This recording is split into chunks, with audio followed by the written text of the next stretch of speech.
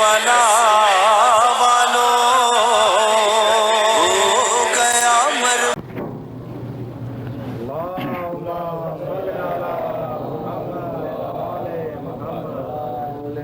فاتحہ.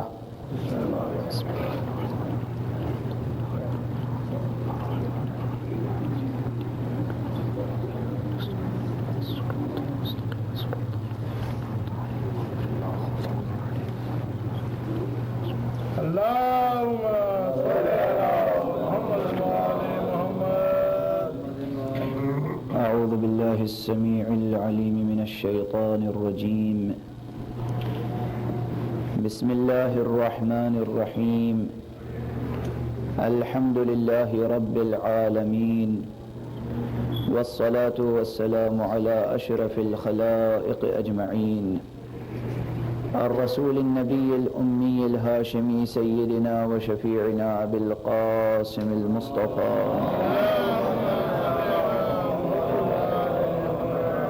وعلى أهل بيته الطيبين الطاهرين الهداة المهديين المعصومين المظلومين، واللعنة الدائمة على أعداء الدين أجمعين.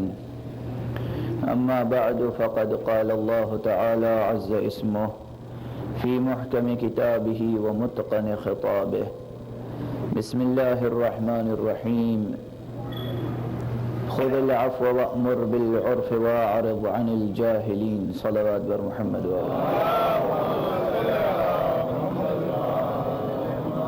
ایک مرتبہ اور بلند تر صلوات.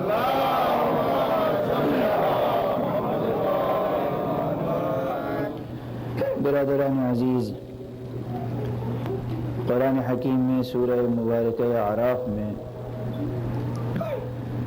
پروردگار عالم کا ارشاد ہے، خذ العفو وأمر بالعرف واعرض عن الجاہلین. عفو درگزر اختیار کرو، نیکیوں کا حکم دو اور جاہلوں سے صرف نظر کرو. یہ تین فقرے جو ایک آیہ شریفہ میں موجود ہیں، امام جعفر صادق علیہ السلام کی ایک روایت کے بموجب یہ جامع ترین آیت ہے تمام مطالب و ابواب اخلاق کے سلسلے میں، اور عنوان آپ حضرات کے ذہنوں میں محفوظ ہوگا کہ ہم نے عنوان گفتگو یہ قرار دیا کہ علم اخلاق کی روشنی میں ہم اپنی فکر کو اس لائق بنائیں کہ فضائل اہل بیت علیہم الصلاۃ والسلام کا درک کر سکیں.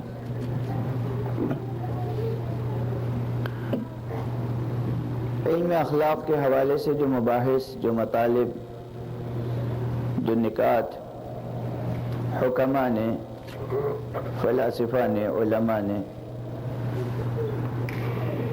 کتابوں میں تحریر فرمائے ہیں، وہ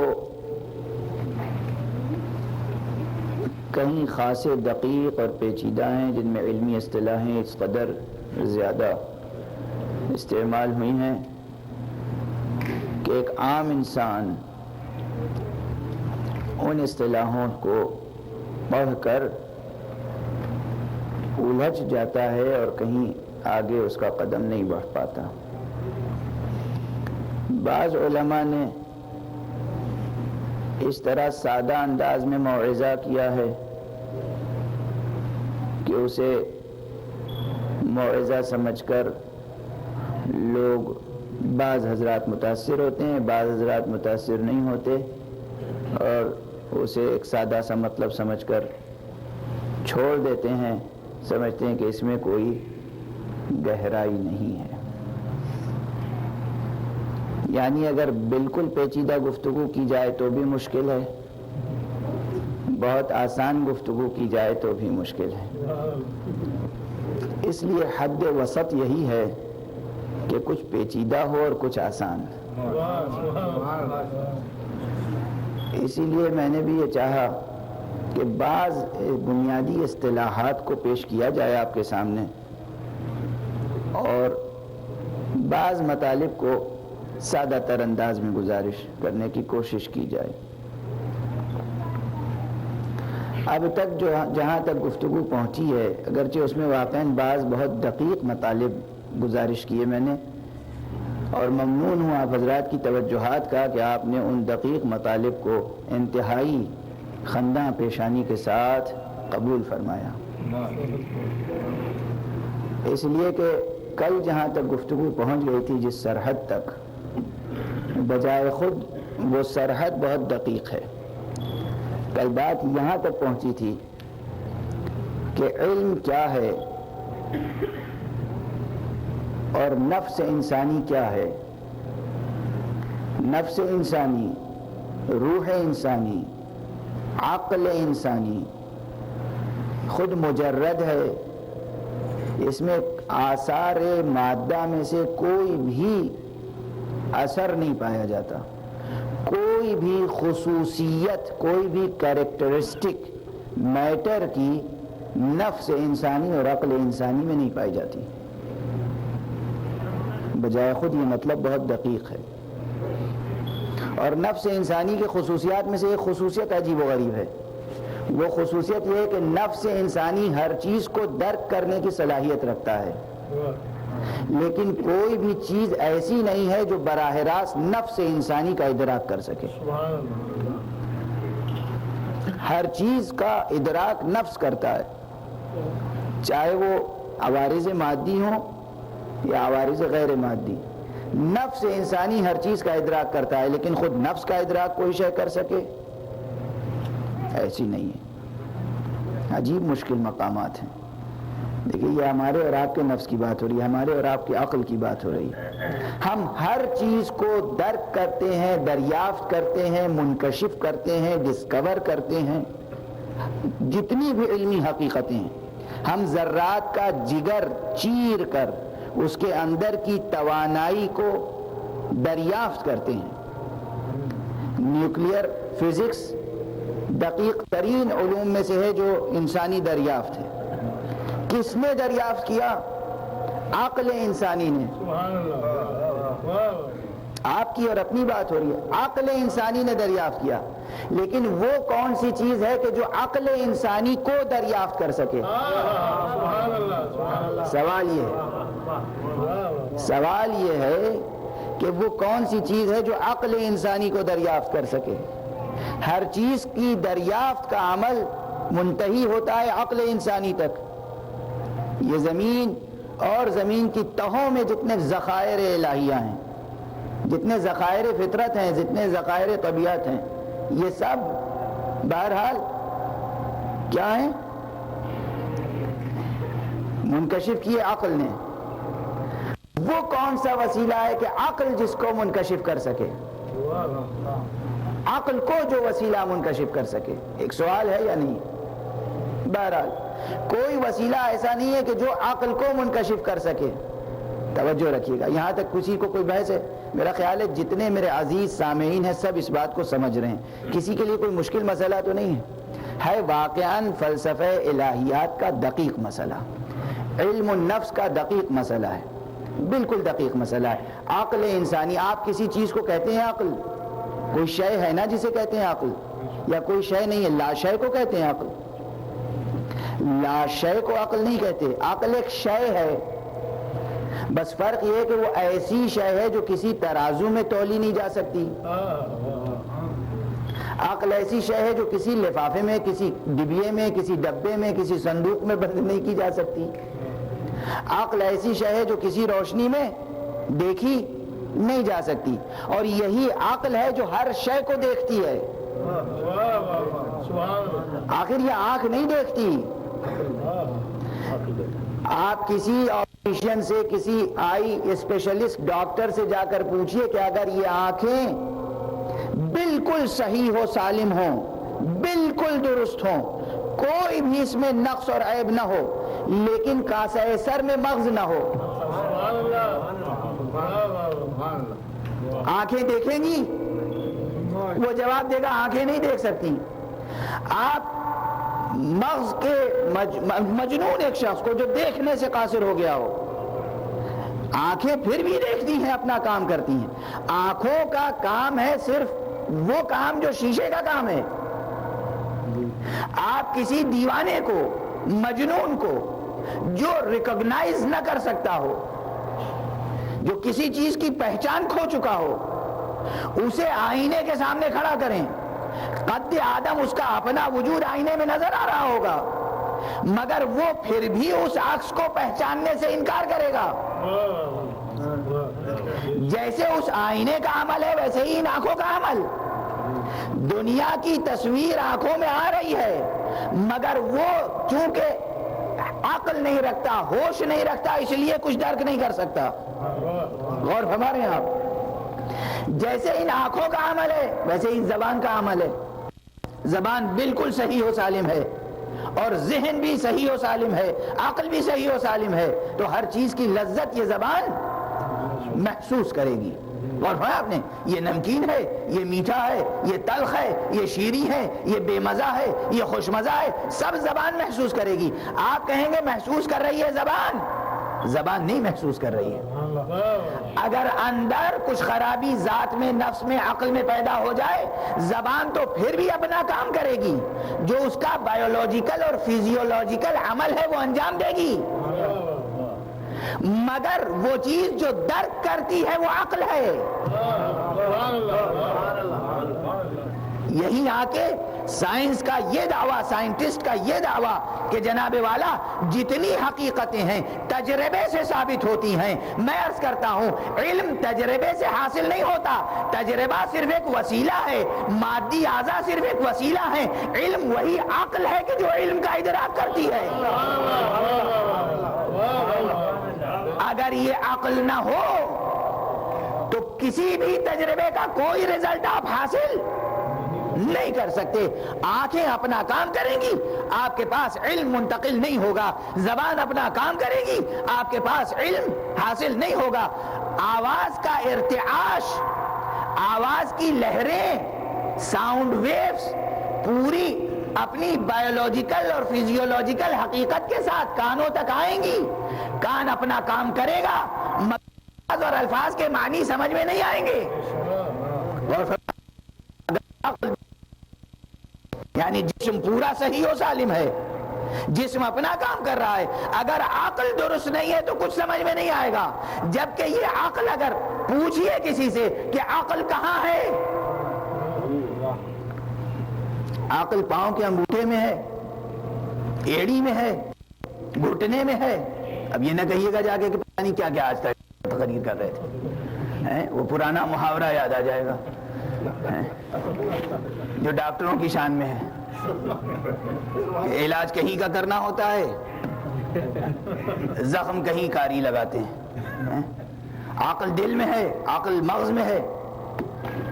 مسئلہ یہ ہے کہ عقل اس پورے نظام جسمانی کی صحت کے ساتھ، عقل اس سے وابستہ تو ہے، مگر کسی ایک جگہ پر ہاتھ رکھ کر نہیں کہا جا سکتا کہ یہاں عقل ہے اور یہاں عقل نہیں ہے. غور فرمایا آپ نے؟ ایک تو یہ کیفیت ہے. یعنی یہ کیفیت کیا ہے؟ اسی کو تو کہتے ہیں لامکانی کیفیت.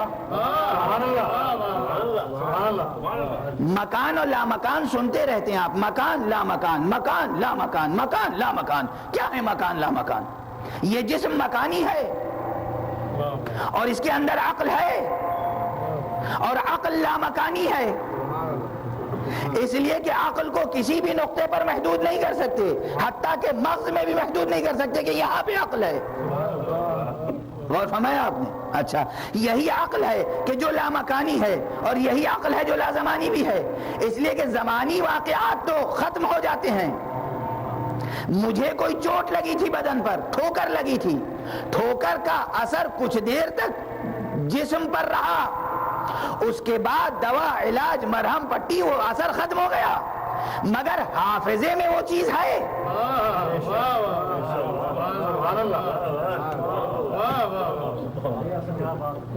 یہ کیا چیز ہے؟ چوٹ لگی وقتی تھی، وقت کا حادثہ تھا، زمانہ گزرا، وہ جو ضرب عائد ہوئی تھی، جو ٹکراؤ ہوا تھا دو جسموں کا، جو چوٹ لگی تھی، وہ تجربہ، وہ ایکسیڈنٹ، وہ انسیڈنٹ، وہ ختم ہو گیا، اسی آن وہ ختم ہو گیا۔ اچھا اب اس کے بعد کیا ہے؟ تڑپ رہے ہیں، کیوں تڑپ رہے ہیں؟ کیا چوٹ لگاتار لگ رہی ہے؟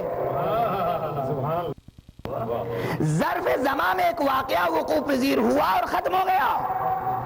لمحات آنی و فانی ہیں، ایک آن میں واقعہ ہوا اور ختم ہو گیا، لیکن اس واقعے کو کہیں محفوظ کر لیا گیا۔ اس جسم نے واقعے کو بھلا دیا، زخم لگا تھا، زخم بھر گیا، اثر مٹ گیا، نشان مٹ گیا، داغ مٹ گیا، یعنی جو براہ راست زخمی ہوا تھا وہ صحت مند ہو گیا۔ دیکھیے، تجزیہ کیجئے، تحلیل کیجئے، براہ راست جہاں چوٹ لگی تھی اب وہاں کوئی اثر باقی نہیں ہے، لیکن وہ پورا کا پورا واقعہ کہیں محفوظ ہے۔ اس کے معنی یہ ہے کہ عقل لا مکانی بھی ہے، عقل لا زمانی بھی ہے،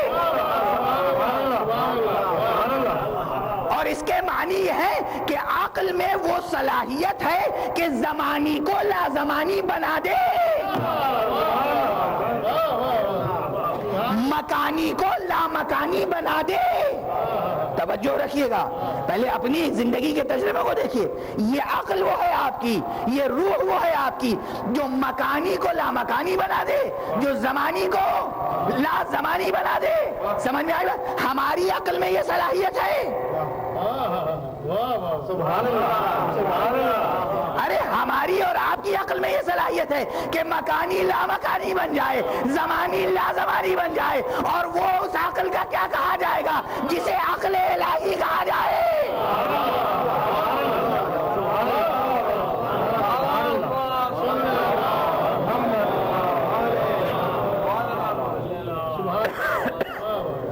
غور فرما رہے ہیں آپ؟ ذہن کہیں پہنچ رہا ہے، اور اس کے ساتھ ساتھ آپ اندازہ فرمائیے، دیکھیے میں نام نہیں لیتا ہوں کسی ہستی کا، مگر ذہن تو ایک ہی ہستی کی طرف جاتا ہے۔ ذہن تو میں فضائل، لوگ سمجھتے ہیں فضائل نہیں پڑھتا ہوں، میں فضائل کے علاوہ کچھ نہیں پڑھتا ہوں۔ ہے کیا یہاں پہ پڑھنے کے لیے فضائل کے علاوہ؟ ہے کیا یہاں پڑھنے کے لیے فضائل کے علاوہ؟ کیا فضائل کے علاوہ کیا ہے؟ صرف یہ ہے کہ اپنے نفس کو پہچانیے اور اسے سیڑھی بنا کے وہاں تک پہنچیے اور سمجھیے کہ وہ کیسے ہوں گے جب آپ کی عقل زمانی کو لازمانی بنا دے، مکانی کو لامکانی بنا دے، اور خود آپ کا وجود زمانی ہے، مکانی، لیکن آپ کی عقل غیر زمانی ہے، غیر مکانی، آپ کی روح مجرد ہے، آپ کی روح میں کوئی بھی اثر مادے کا نہیں پایا جاتا۔ اور فرمایا آپ نے، اب یہ ہے کہ ہماری عقل کی گرفت ہمارے جسم پر پھر بھی کمزور ہے، اس لیے چونکہ ہمارے ہی بدن، ہماری عقل کی گرفت ہمارے ہی جسم پر کمزور ہے، اس لیے کبھی کبھی عقلی تقاضے پورے نہیں ہوتے، جسم حاوی ہو جاتا ہے۔ اور فرمایا آپ نے، فرض کیجئے، بہت سی مثالیں دی جا سکتی ہیں، اگر ایک مومن انسان کر دیکھے تو وقت ایسا نماز کا نہیں ہوتا جبکہ اول وقت نماز داخل ہو اور قلب میں خدا کی یاد پیدا نہ ہو جائے۔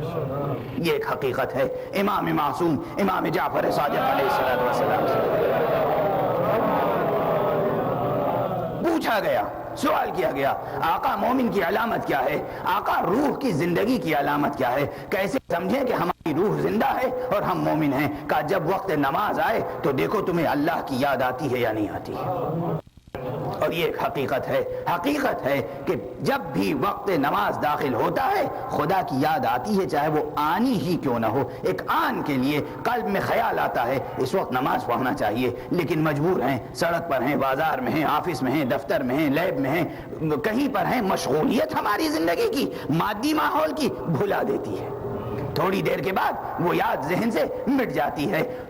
حذر کیجئے اس وقت سے، بچیے اس وقت سے، بچائیے اپنے نفس کو اس وقت سے کہ جب یہ جو یاد روح میں پیدا ہوتی ہے یہ بھی مٹ جائے، خدا نہ خواستہ۔ اس وقت اور اپنے نفس کو، اپنے وجود کو بچائیے، اور اس کو بچانے کا یہی طریقہ ہے کہ اپنی زندگی کی مشغولیتوں کو، مصروفیتوں کو ذرا وقت کا پابند بنائیے، ایک ٹائم ٹیبل بنائیے، ایک اسکیجول بنائیے، ایک شیڈیول بنائیے کہ کس وقت ہمیں اٹھنا ہے، کس وقت سونا ہے، کس وقت کھانا ہے، کس وقت دفتر جانا ہے۔ ہماری زندگی کی مصروفیتیں کیا ہیں، ہماری ضروریتیں کیا ہیں۔ امیر المومنین علی ابن ابی طالب علیہ السلام نے ارشاد فرمایا ہے کہ اوصیکم نظم امرکم، اوصیکم نظم امرکم، اوصیکم نظم امرکم، میں وصیت کرتا ہوں کہ اپنی زندگی کے امور کو منظم کرو، نظم و ضبط عطا کرو، نظم و ضبط عطا کرو۔ وصیت ہے کس کی؟ ہمارے اور آپ کے آقا امام علی ابن ابی طالب امیر المومنین علیہ السلام۔ تو آج یا جب بھی موقع مل جائے، بہتر ہے آج ہی اٹھنے کے بعد آپ اپنی زندگی پر ایک نظر ڈالیے۔ ہم حکومت کے ملازم ہیں یا ہمارا بزنس ہے، لیکن جو بھی بزنس ہے، جو بھی ہماری ملازمت ہے، اس کے ساتھ بیوی بچے ہیں، ماں باپ ہیں، کنبہ ہے، خاندان ہے، جتنی ضروری واجب مشغولیتیں ہیں سامنے رکھیے، اور اس کے بعد تقسیم اوقات کیجیے۔ کتنا وقت ہمارا ملازمت میں لگنا ہے، اس کے بعد کتنا وقت بیوی بچوں کے سپرد کرنا ہے، اس کے بعد کتنا وقت ہمیں یاد خدا میں۔ اور اگر اول وقت نماز نہیں پڑھ سکتے ہیں تو جس وقت نماز پڑھ سکتے ہیں اس وقت کو محفوظ رکھیں، اتنا خیال رکھیں، اتنی کوشش کریں کہ نماز قضا نہ ہونے پائے۔ خدا تو خود کریم ہے، خدا نے خود ایسا وقت دیا ہے۔ یہ نہیں کہا کہ اگر 1 بجے وقت ہوتا ہے تو بس 1 ہی بجے پڑھو، اگر نہیں پڑھو گے تو بس گناہگار ہو، ہم تمہیں جہنم میں ڈال دیں گے۔ ایسا تو نہیں کہا خدا نے، ایسا تو نہیں کہا 1 بجے سکتے ہو 2 بجے پڑھ لو، 3 بجے پڑھ لو، 4 بجے پڑھ لو، وقت میں وسعت عطا کی۔ اسی کو کہتے ہیں واجب موسع۔ واجب کی قسمیں ہیں واجب موسع، یعنی وقت میں وسعت عطا کی گئی۔ یہ وسعت خود لطف الہی ہے، خود لطف، اور مزید وسعت عطا کی گئی کہ اگر واقعاً پھر بھی وقت کے اندر ادا نہ کر سکے تو بھی فوراً جہنم کے لائق نہیں بنا دیں گے ہم تمہیں، پھر قضا ادا کرنے کے لیے موقع ہے۔ وقت کے اندر ادا نہیں کر سکے کوئی بات نہیں ہے، عذر شرعی ہے، مجبوری ہے، زندگی کی مجبوری ہے، بعد میں قضا کر لو۔ اگر بعد میں بھی قضا نہیں کر سکے، مرنے سے پہلے کا بھی قضا کر لو، توبہ کر لو۔ کتنا کریم ہے پروردگار، کتنا رحیم ہے پروردگار، آپ اندازہ فرما رہے ہیں۔ لیکن بہرحال نظم زندگی اس لیے ضروری ہے تاکہ وہ جو لطیفہ روح ہے وہ مردہ نہ ہو جائے، وہ جو یاد دلاتا رہتا ہے وقت وقت پر خدا کو یاد کر لو، خدا کو یاد کر لو۔ خدا کو یاد کر لو کے معنی کیا ہے؟ خدا کو یاد کر لو کے معنی کیا ہے؟ کوئی احسان کرنا ہے خدا پر؟ اتنی سی بات ہے کہ سنو آقا آواز دے رہا ہے، اس کی آواز پہ لبیک تو کہہ دو۔ ایک باپ اگر اپنے بیٹے کو جسے بہت پیار سے، شفقت سے، امیدوں سے، لاڈ سے، پیار سے پالا ہو، اور امیدوں، آرزوؤں، دعاؤں، تمناؤں کے بعد پیدا ہوا ہو وہ بچہ، اور اسے انتہائی بہترین تربیت دی ہو اور تمام ضروریات زندگی فراہم کر دی ہوں، قدرت مند باپ، جس کا مبسوط الید باپ۔ ایک باپ تو وہ ہے جو غریب ہے، فقیر ہے، جو کچھ نہیں کر سکتا۔ کبھی کبھی ایسے بھی ہوتے ہیں بعض باپ مجبوریوں کی بنا پر بیوی سے آنکھیں چرانا پڑتی ہیں، بچوں سے آنکھیں چرانا پڑتی ہیں۔ ان غریبوں کو جو بچوں کی، بیویوں کی، ماں باپ کی، عزیزوں کی، اقربا کی ضرورتوں کو پورا نہیں کر سکتے، زندگی میں ایسے لمحات آتے ہیں، شرمندگی ہوتی ہے، آنکھیں چرانا پڑتی ہیں۔ لیکن ایک ایسے باپ کا بھی تصور کیجئے، ایسے باپ کا تصور کیجئے کہ جس کا ہاتھ کھلا ہوا ہے، قادر ہے، ہر چیز، ہر ضرورت پوری کر سکتا ہے۔ اس نے امیدوں کے ساتھ بچے کو جنم دیا، اور اس کے بعد ساری امیدیں، ساری ضرورتیں بچے کی پوری کی، اور اس کے بعد ایک موقع پہ آواز دی، بیٹا ذرا میری آواز سن لینا۔ اور اگر اس وقت بیٹا اس کی آواز پہ آواز نہ دے تو کیا گزر جائے گی؟ بات اتنی سی ہے، بات اتنی سی ہے کہ پروردگار آواز دے رہا ہے، ہمیں اس کی آواز پہ آواز دینا ہے یا آواز نہیں دینا ہے۔ بہرحال یہ روح اس کے لیے اکساتی رہتی ہے، آمادہ کرتی رہتی ہے کہ جب رب پکارے تو آواز دے دینا اس کی آواز پر۔ غور فرمایا آپ نے؟ ظاہر ہے یہ مطالب ممبروں سے اس انداز سے، اس تفصیل سے کچھ لوگ بیان کرتے ہیں، زیادہ تر لوگ بیان نہیں کرتے۔ بیان کرنا اس لیے ضروری ہے کہ صاحب منبر سے وفاداری کا تقاضا ہے. میں ابھی مصائب نہیں پڑھنا چاہتا ہوں، لیکن یاد رکھیے پیغمبر محمد مصطفیٰ صلی اللہ علیہ وآلہ وسلم، امیر المومنین سیدہ زہرا، 12 امام 14 معصوم، ان کی زندگیوں کو دیکھ لیجئے کہ میدان جنگ میں چاہے پیغمبر ہوں، چاہے مولا کائنات ہوں یا امام حسین علیہ السلام، کربلا سے زیادہ کیا ماحول ہوگا؟ درہم و برہم، کائنات درہم و برہم ہے، دنیا درہم و برہم ہے، لیکن نماز اول وقت بہرحال امام معصوم نے ادا کی ہے یا نہیں کی ہے؟ بس اتنا سوچتے رہیے گا. اس موضوع پر اس سے زیادہ گفتگو نہیں کروں گا، گفتگو کو آگے بڑھاتا ہوں کہ گزارش یہ کر رہا تھا کہ نظم زندگی کو مرتب کریں تاکہ یاد خدا قلب میں باقی رہے. استطرادن گفتگو یہاں تک پہنچ گئی، ورنہ صرف اصل جو علمی مبحث تھا وہ علمی مبحث یہ تھا کہ یہ پروردگار یاد کرنے والی جو شے ہے یہ ہماری عقل ہے، یہ ہماری روح ہے، اور یہ روح تمام خصوصیات مادہ سے بری ہے، پاک ہے، اور یہ مکانی کو لامکانی اور زمانی کو لازمانی بنانے کی صلاحیت رکھتی ہے. اور ایک صلاحیت اور رکھتی ہے، اور وہ صلاحیت یہ ہے کہ یہ ساری کائنات کو درک کر سکتی ہے، مگر اس کو درک کرنے والا کوئی نہیں ہے. یہ تینوں باتیں اگر سمجھ میں آ گئی، دقیق مطالب ہیں، سمجھ میں آ گئے آپ کے، تو پھر ایک گزارش کروں کہ جب عقل کو کوئی شے درک نہیں کر سکتی، لیکن پھر بھی آپ کو عقل کا ادراک ہے یا نہیں؟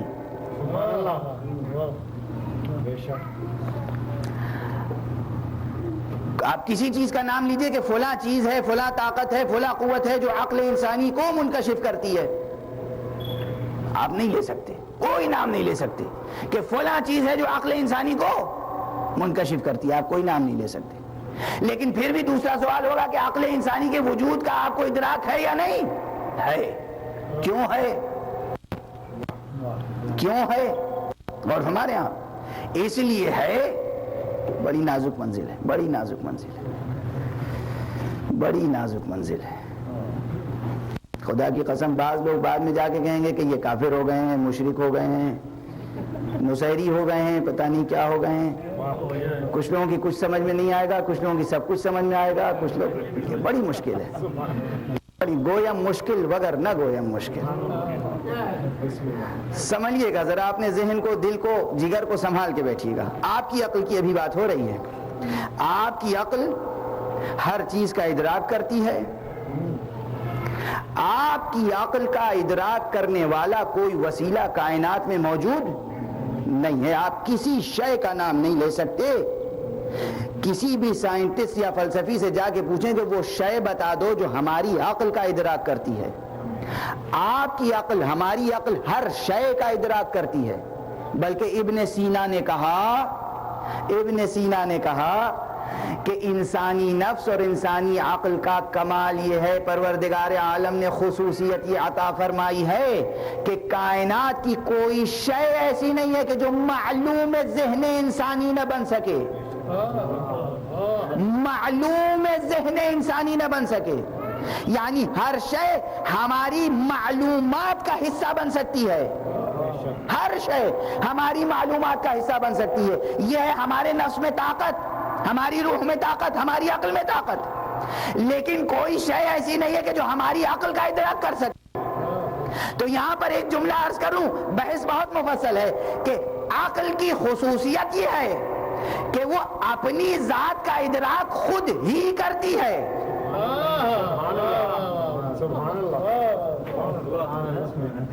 اپنی ذات کا ادراک خود کرتی ہے. اور فرمایا آپ نے میں ہوں، یہ میں ہوں کا عقیدہ پیدا کرنے کے لیے کسی اور کی وکالت کی ضرورت نہیں ہے. میں ہوں، مجھے اپنے ہونے کا پورا علم ہے، یقین ہے. غور فرمایا آپ نے، میں ہوں. اگر میں اپنا جسم نہ بھی دیکھوں تو میں ہوں. غور فرمایا آپ نے، غور فرمایا آپ نے. فرض کیجئے کوئی ایسی بیماری ہو گئی، آنکھیں نابینا ہو گئی. نابینا ہونے کے بعد ہم اپنے کو تو نہیں دیکھتے، جسم نہیں دیکھتے نا، جسم نہیں دیکھتے، تو ہم ہیں یا نہیں ہیں؟ ہاتھ یہ کہیے گا کہ اندھے ہو گئے، اچھا فرض کیجئے کہ صاحب بہرے بھی ہو گئے، اب اپنی آواز بھی نہیں سنتے، مگر اب بھی اپنے آپ کو یقین ہے کہ میں ہوں کہ نہیں ہوں؟ غور فرمائیے گا. ہیں تیسری بات کہا جسم کو ہاتھوں سے دیکھ لیتے ہیں، لمس، دونوں ہاتھوں میں کوئی ایسی بیماری ہو گئی کہ شل ہو گئے، ہتھیلیوں میں حس باقی نہیں ہے، آنکھیں نابینا ہیں، کان بیکار ہیں، ہتھیلیوں میں حس باقی نہیں ہے. غور فرمایا آپ نے؟ میں ہوں کا عقیدہ باقی رہے گا یا نہیں؟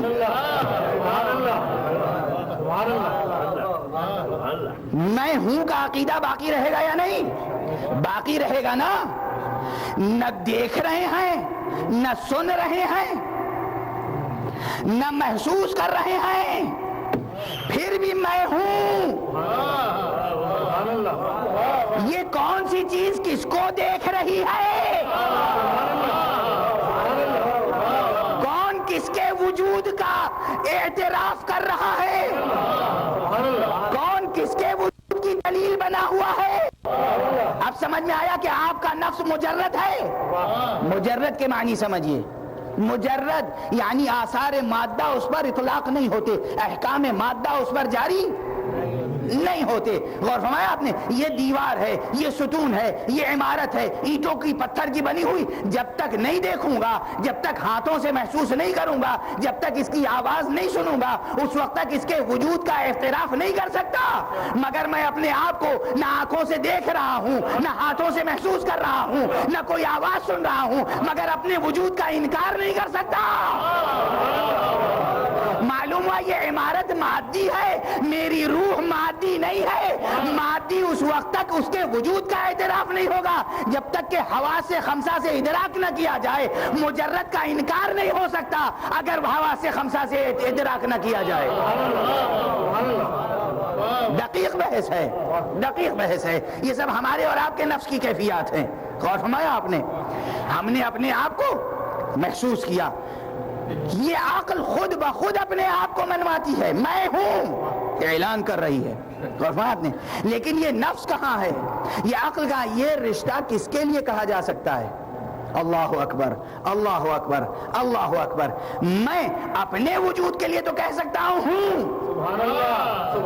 میں کسی اور کے لیے تو نہیں کہہ سکتا کہ ہوں. وہ ہے، اس کا میں حکم لگانے کا ذمہ دار نہیں ہوں. اگر میری آنکھیں بند ہیں، اگر میرے کان بیکار ہیں، اگر میری ہتھیلیاں انگلیاں بیکار ہیں، میں نہ محسوس کر سکتا ہوں، نہ سن سکتا ہوں، نہ دیکھ سکتا ہوں، سامنے پیکر نہیں ہے، میں اپنے ہونے کا تو اعلان کروں گا مگر کسی بھی غیر کے ہونے کا اعلان نہیں کروں گا. جو میرا غیر ہے اس کے ہونے کا میں اعلان نہیں کروں گا. توجہ فرمائیے، غور فرمائیے. جو مجھے نظر نہیں آئے گا میں اس کے ہونے کا اعلان نہیں کروں گا. یہ قانون صرف اپنی ذات کے لیے ہے کہ ذات شے اپنے وجود کا اعلان کرتی ہے اور کسی ثبوت کی محتاج نہیں ہوتی. توجہ فرمائیے. اب دعائے صباح جا کے پڑھیے کہ پروردگار شکر ہے تیرا، الحمدللہ الذی دلنی علی ذاتہ بذاتہ. شکر ہے اس ذات کا جس نے اپنی ذات کو بغیر واسطے کے اپنی ہی ذات کے ذریعے سے پہچانوایا.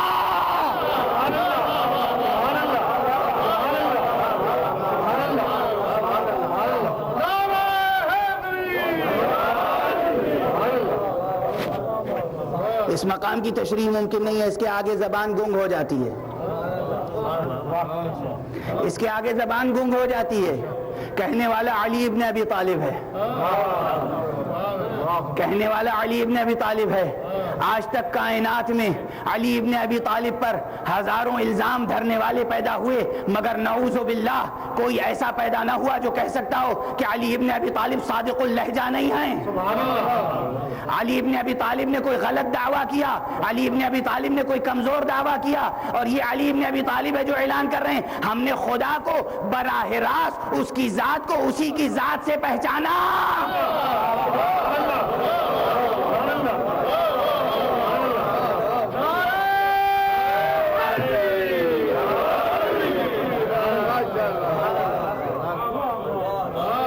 اس کے آگے زبان گم ہو جاتی ہے، قلم ٹوٹ جاتا ہے، فلسفہ منطق سب بیکار ہے. بس غور فرمایا آپ نے، یہ عجیب منزل ہے، عجیب منزل ہے. امیر المومنین خدا کے وجود کا اعلان کر رہے ہیں. خدا کو کسی نے نہیں دیکھا، کوئی دیکھ بھی نہیں سکتا. خدا کے پاس جسم ہے نہیں، وہ لا مکانی ہے، وہ لا زمانی ہے.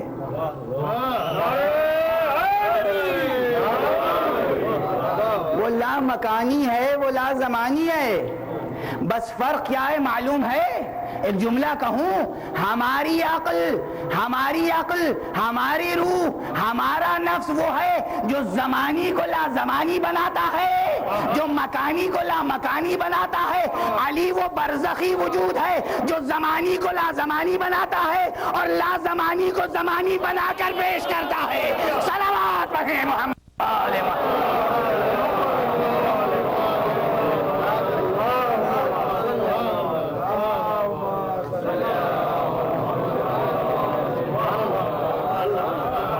فرمایا.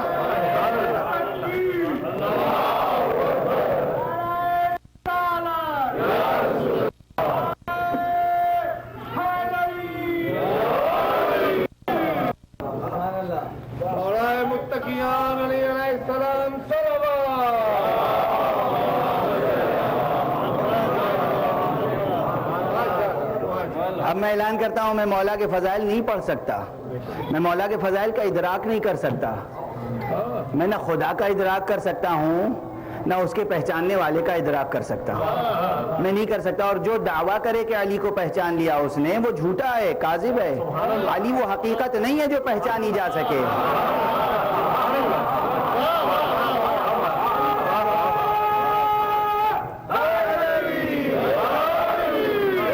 علی، حسین، حسن، زہرا، مصطفیٰ، یہ وہ حقیقتیں نہیں ہیں جو پہچانی جا سکیں.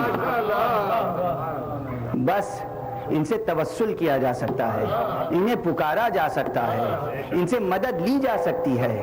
یہ مدد کرتے ہیں مگر انہیں پہچاننے کا دعویٰ نہیں کیا جا سکتا، نہیں کیا جا سکتا. عزیزو، بہرحال گفتگو چلی کہیں سے تھی، پہنچ کہیں پہ گئی. یہ تو علمی بحثوں کی اصالت کی دلیل ہے. اگر علمی بحث ہے تو پہنچے گی وہیں تک، اگر وہاں تک نہ پہنچے تو وہ علمی نہیں ہے.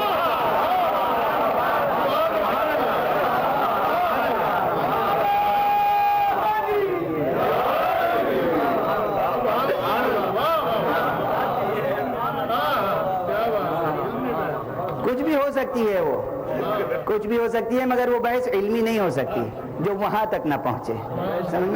کہیں سے بھی کوئی علمی گفتگو شروع کرو وہیں پہنچے گی، اور اگر وہاں تک نہ پہنچے تو پھر وہ علمی گفتگو نہیں ہے. بہرحال تو گفتگو یہ تھی کہ نفس ہمارا مجرد ہے. مجرد پہ یہاں تک بات پہنچ گئی. مجرد یعنی مجرد کسے کہتے ہیں؟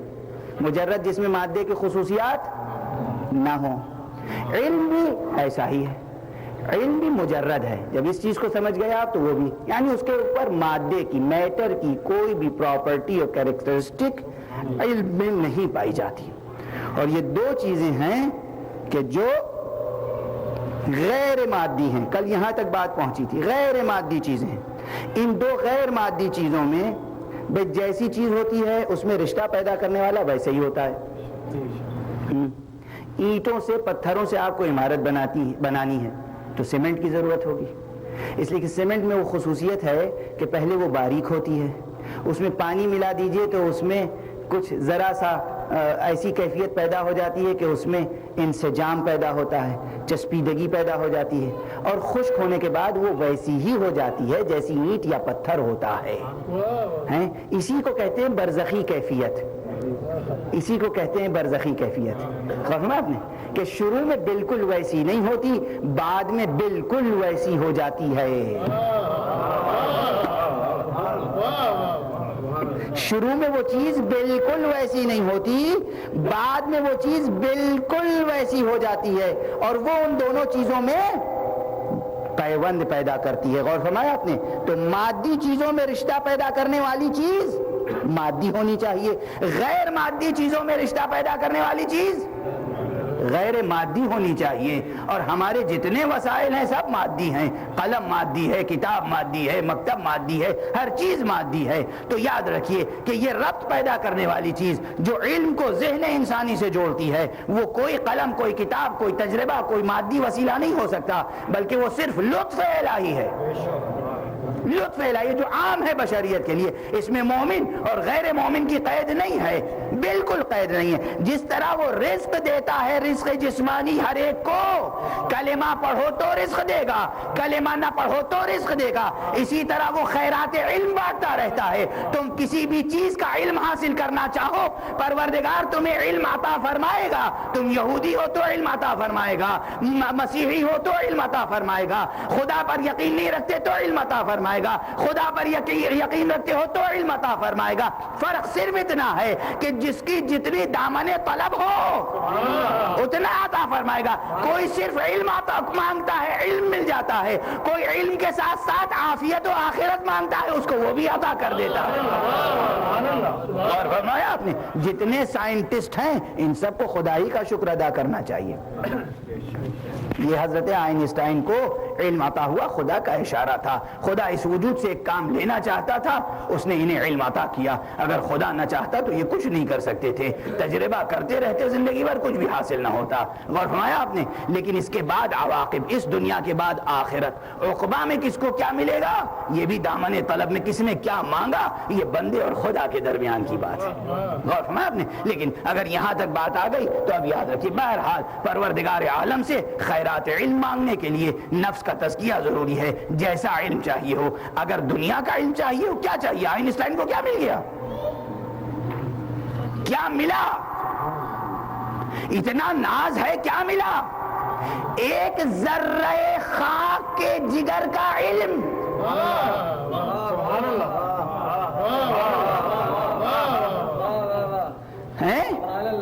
ایک ذرہ خاک کے جگر کو چیر کر اس کی حقیقت کو دریافت کر لیا، اتنا نازا ہے۔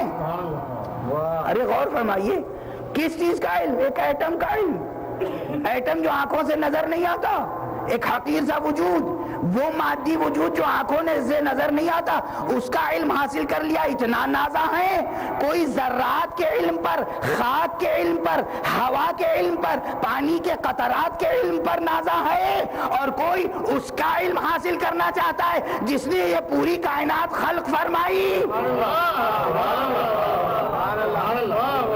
اور فرمایا آپ نے تو دنیا کے سائنٹسٹ دنیا کے ان عناصر کا علم حاصل کر کے فخر کرتے ہیں، لیکن اہل بیت اطہار وہ ہیں، انبیاء وہ ہیں، ائمہ وہ ہیں، عرفاء وہ ہیں، اولیاء اللہ وہ ہیں جو اس ذات کا علم حاصل کرنا چاہتے ہیں۔ اور فرمایا یہ سعی جو ہے ان کی اس ذات کا علم حاصل کرنے کی سعی، اسی میں کمال و شرف ہے، اسی میں کمال و شرف ہے۔ لیکن وہاں جو واسطہ درکار ہے وہ پاکیزہ واسطہ ہونا چاہیے۔ مادی علم حاصل کرنے کے لیے، مادے کا علم حاصل کرنے کے لیے مادی وسائل، بلندتر حقیقتوں کا علم حاصل کرنے کے لیے بلندتر وسائل کی ضرورت ہے۔ اور یاد رکھیے علم بغیر واسطے کے حاصل نہیں ہوتا، علم بغیر واسطے کے حاصل نہیں ہوتا، لیکن واسطہ پاکیزہ چاہیے، واسطہ غیر مادی چاہیے، اگر واقعی غیر مادی علم چاہیے۔ یہاں پر ظاہر ہے کہ اتنی سنگین بحث کے بعد اسے یہاں پر ذرا سا روک کر ایک فروع دین کا مسئلہ بھی بیان کر دوں۔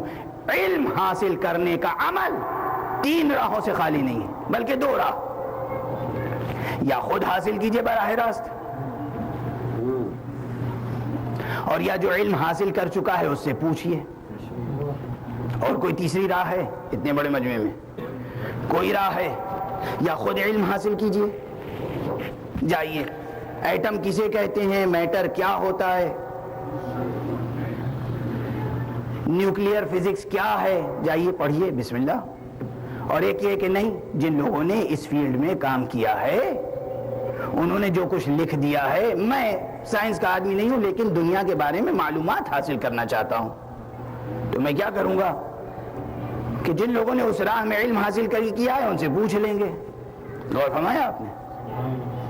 یہ پوچھنا، اور اس سے اور ہلکی مثال دے دوں، پوچھنا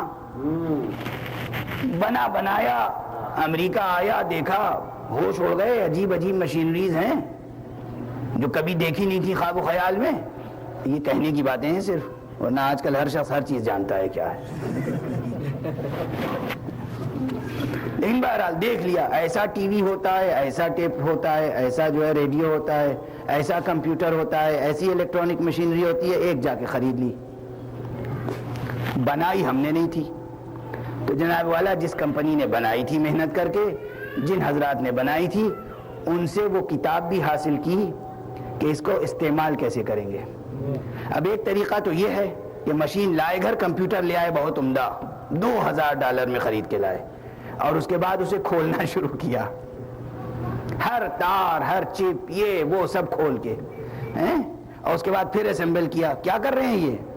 آپ نہیں جانتے، الیکٹرانکس نہیں پڑھی ہے، کمپیوٹر سائنس نہیں پڑھی ہے، کچھ نہیں جانتے. کہا نہیں جانتے تو اس سے کیا، اسے استعمال کرنا چاہتا ہوں. کہا استعمال کرنا چاہتے ہیں تو وہی کتاب رکھی ہے، سیکھ لیجئے. کہا نہیں، میں خود اسے کھول کے دیکھوں گا کیسے بنی ہے، اس کے بعد استعمال کروں گا. انشاءاللہ زندگی گزر جائے گی، $2000 برباد ہو جائیں گے، اور نہ جانے کتنے اور ڈالر برباد ہو جائیں گے جب دوبارہ آپ اسے بنانا چاہیں گے، اور کسی نتیجے تک نہیں پہنچیں گے. ایک دن کمپیوٹر انشاءاللہ استعمال نہیں کر سکیں گے. ہے نا، یہی حقیقت ہے، غلط تو نہیں کہہ رہا ہوں میں. دوسرا طریقہ یہ ہے کہ جناب آپ کو کمپیوٹر استعمال کرنا ہے، جس نے کمپیوٹر بنایا ہے اسے جا کر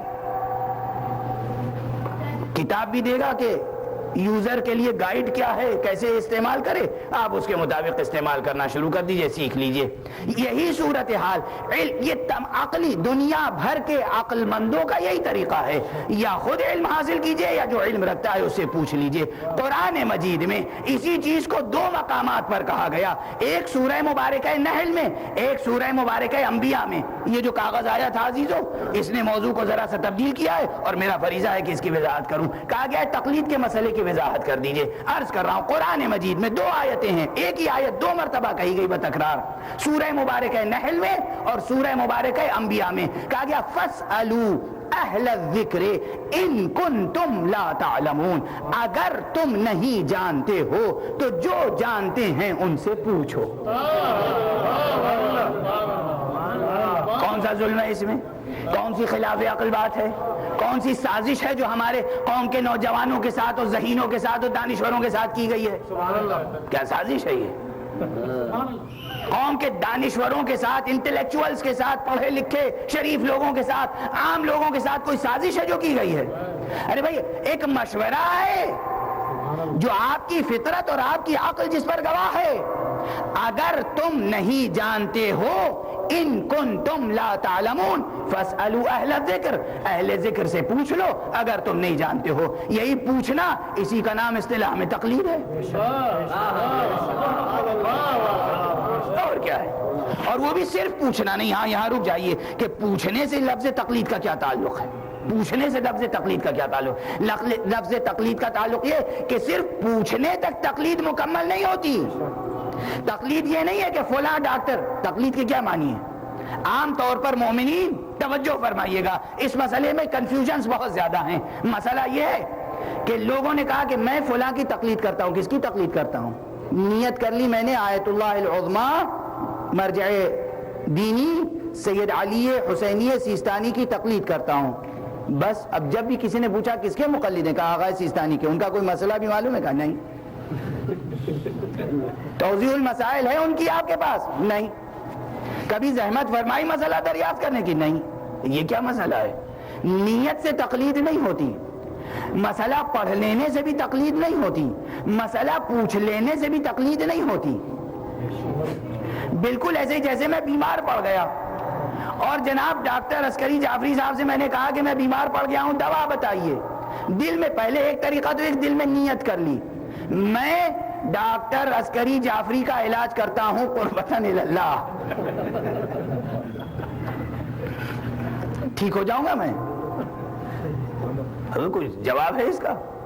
اچھا اور زحمت کر لی، احسان کیا ان کے اوپر، اپنے اوپر نہیں ان کے اوپر. حالانکہ یہ فیس بھی نہیں لیتے مولویوں سے، علماء سمجھتے ہیں یہ فقراء ہی کیا دیں گے فیس، یہ کیا دیں گے فیس، دے ہی نہیں سکتے. حالانکہ جو ہم دے سکتے ہیں دنیا میں کوئی نہیں دے سکتا. یہ کوئی تعلی کی بات نہیں، یہ یوں ہی کہہ دیا. سنجیدہ نہ ہو اسے بھی مزاج سمجھ لیجئے گا، لیکن یہ آپ کی غیر سنجیدگی ہوگی، میری نہیں. بہرحال اگر میں ان سے جاؤں اور نسخہ دریافت کروں کہ میری یہ بیماری ہے، میں نے ارادہ کیا ہے آپ کا علاج کروں، اور آپ مجھے نسخہ لکھ کر دیں، یہ ان پر احسان ہوگا یا خود پر؟ مقلدین جب مرجع تقلید کرتے ہیں تو سمجھتے ہیں ہم مرجع تقلید پہ احسان کر رہے ہیں۔ ہم نے ان سے نسخہ لیا، نسخہ لے کے بھی مسئلہ حل نہیں ہوگا، نسخہ پڑھ لیا تب بھی مسئلہ نہیں ہوگا، دوا کا نام رٹ لیا تب بھی مسئلہ حل نہیں ہوگا، جب تک کہ اس دوا کا استعمال نہ کریں، اس طرح نہ کریں جیسے انہوں نے دوا استعمال کرنے کو کہا ہے۔ ڈاکٹر سے نسخہ لے کر استعمال کرنے کا نام ہے علاج، عالم سے مسئلہ پوچھ کر اس پر عمل کرنے کا نام ہے تقلید۔ ایک صلوات پڑھ دیجئے محمد والے۔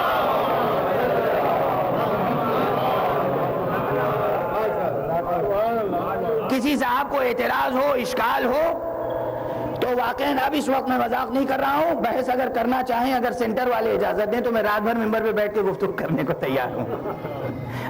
مگر بہرحال سینٹر کے جو بھی ملازمین ہیں، کام کرنے والے ہیں، دن بھر کام کرتے ہیں اور ان کی بھی کام کرنے کی کیپیسٹی ہے، اس لیے یہ مجبور ہیں کہ 11، 11:30، 12 بجے تک یہاں کی لائٹیں آف کریں۔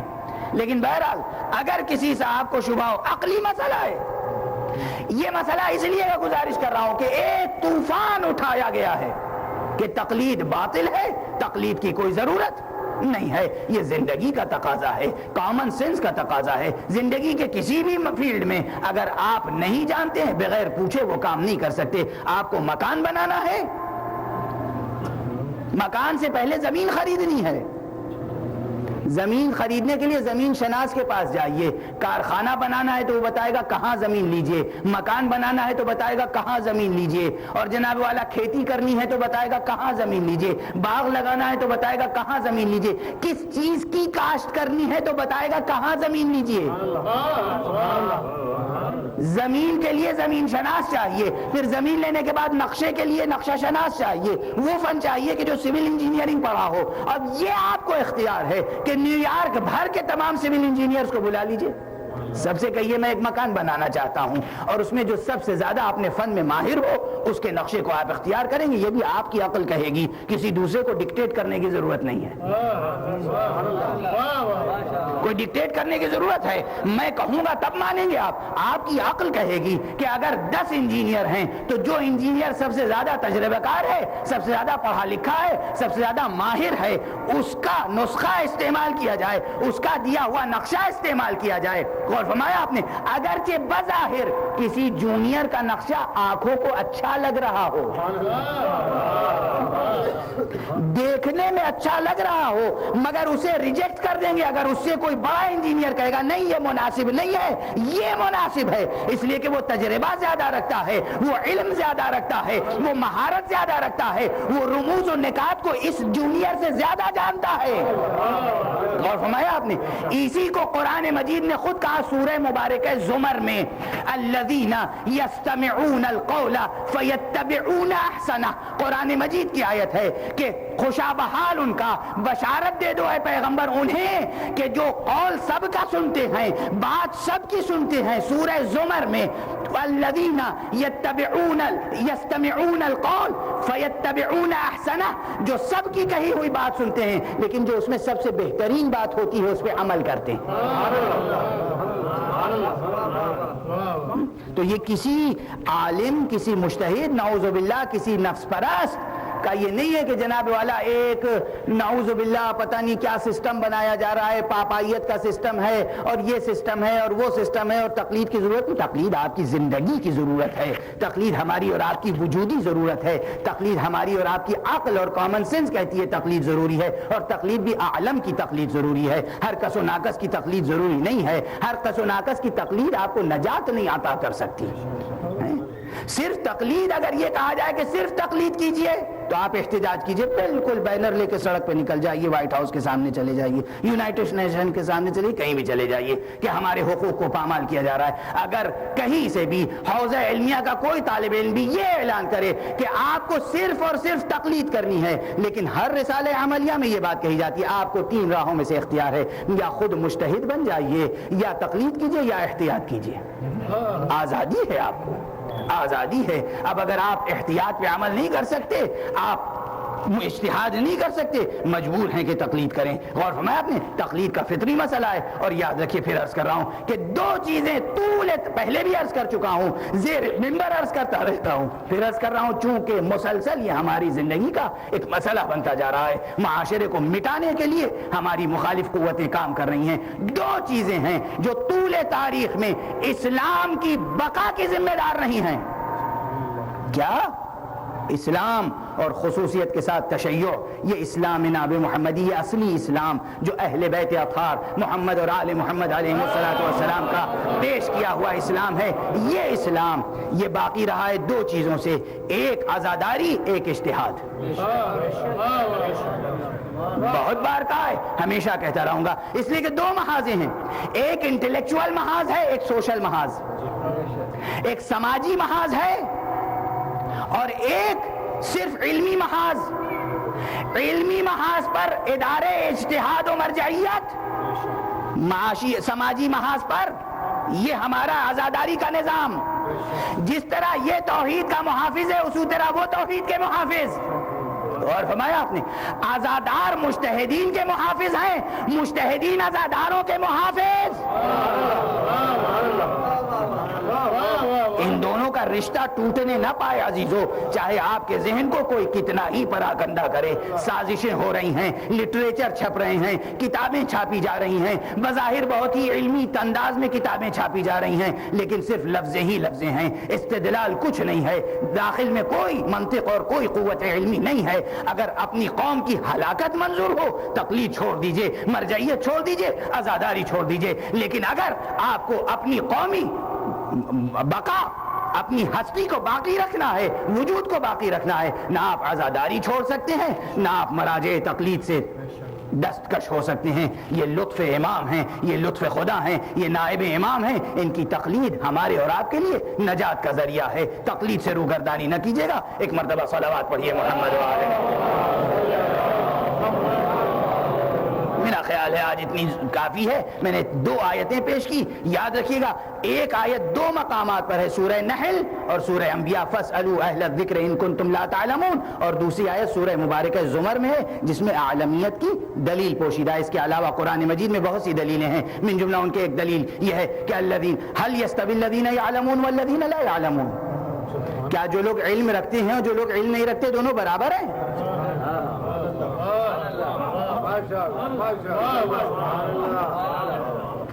قرآن نے کچھ نہیں کہا، آپ کی عقل میں چھوڑ دیا۔ قرآن کی آیت ہے، هل يستوي الذين يعلمون والذين لا يعلمون، جو علم رکھتے ہیں جو علم نہیں رکھتے برابر ہیں دونوں؟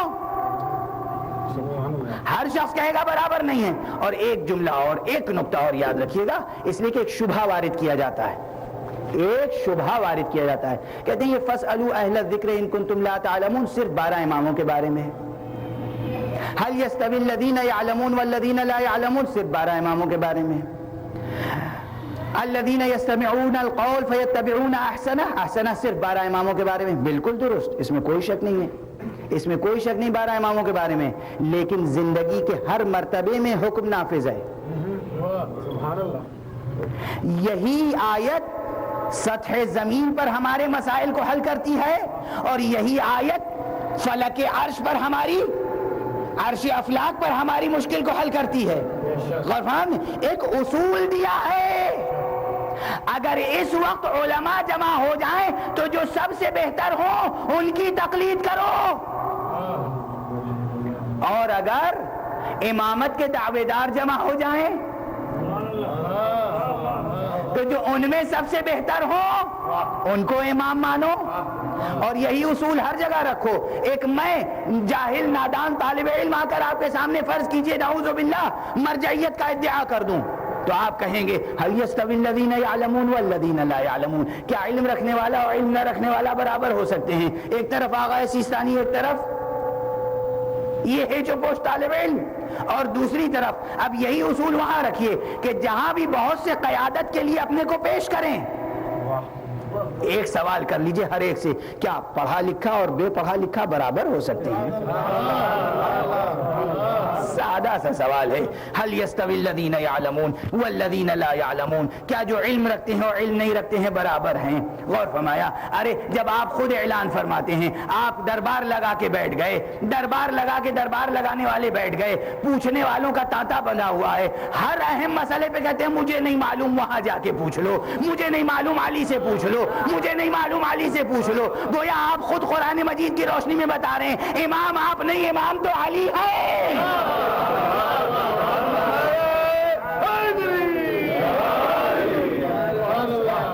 وہی مسئلہ ہے، هل يستوي الذين يعلمون والذين لا يعلمون، کیا علم رکھنے والے اور علم نہ رکھنے والے برابر ہیں؟ برابر نہیں ہو سکتے ہیں۔ عزیزو بس گفتگو تمام ہو گئی، وقت ختم ہو چکا، وقت سے آگے گفتگو بڑھ گئی، اس لیے کہ درمیان میں جو میرا موضوع تھا اس سے ذرا سا مجھے ہٹ کر ایک جواب دینا پڑا، لیکن یہ ہماری ضرورت ہے، شرعی ذمہ داری ہے۔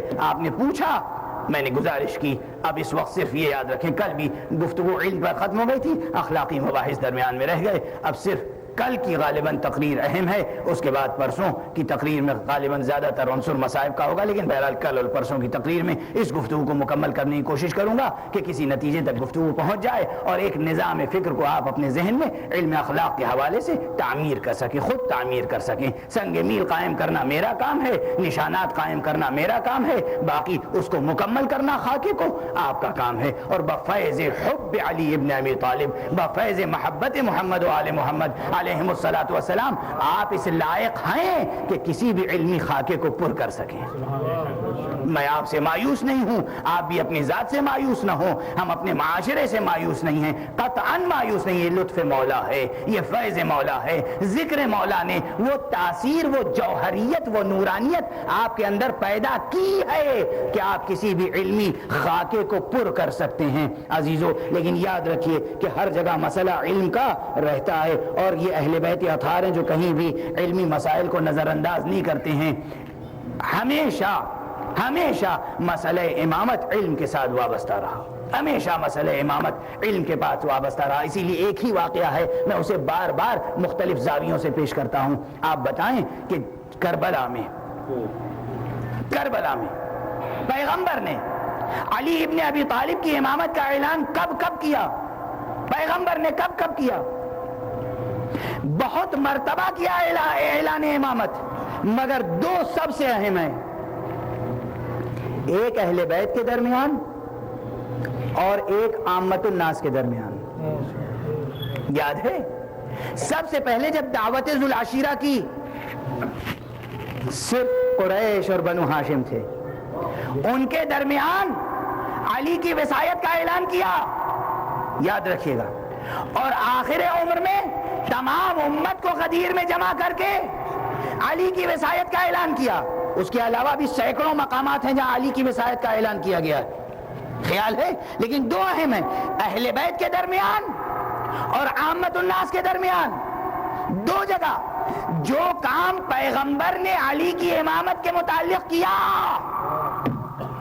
وہ کارنامہ زینب نے کربلا میں کیا،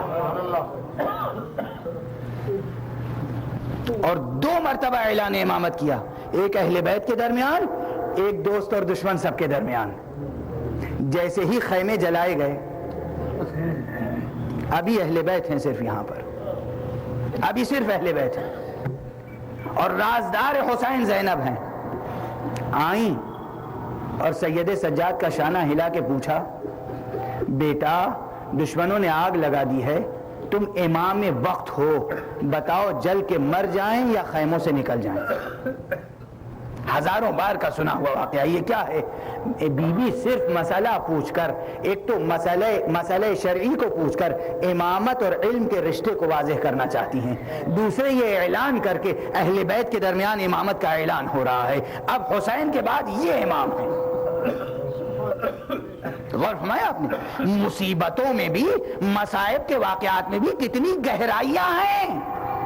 ایک سوال بی بی کا دو مسئلوں کو حل کر رہا ہے. امامت کا رشتہ علم سے ظاہر ہو رہا ہے اور دوسری طرف امامت کا اعلان ہو رہا ہے اہل بیت کے درمیان. اہل بیت کے درمیان ہو گیا, دوسرا موقع ہے کہ دوست اور دشمن سب کے مجمع میں امامت کا اعلان ہو جائے. تو بی بی ذرا سا آگے بڑھی اور جب قافلہ ادھر سے گزارا جانے لگا جہاں برہنہ لاشیں پڑے ہوئے تھے, اور اس وقت آگے آگے سید سجاد تھے, پیچھے پیچھے کنبہ تھا, اونٹوں کی نکیل سید سجاد کے ہاتھ میں تھی. جیسے ہی سید سجاد کی نظر بابا کے لاشے پر پڑی, سید سجاد کے چہرے کا رنگ متغیر ہوا اور قریب تھا کہ روح قفس عنصری سے پرواز کر جائے. بی بی جناب زینب سلام اللہ علیہا اونٹ کی پیٹھ پر بیٹھی ہوئی ہیں, بے کجاوا پیٹھ پر, بلندی پر ہیں, نشیب میں بیٹا ہے, بھتیجا ہے. ایک مرتبہ نظر پڑی اور کہا بیٹا میں کیا دیکھ رہی ہوں, تم امام وقت ہو, اپنے کو سنبھالو.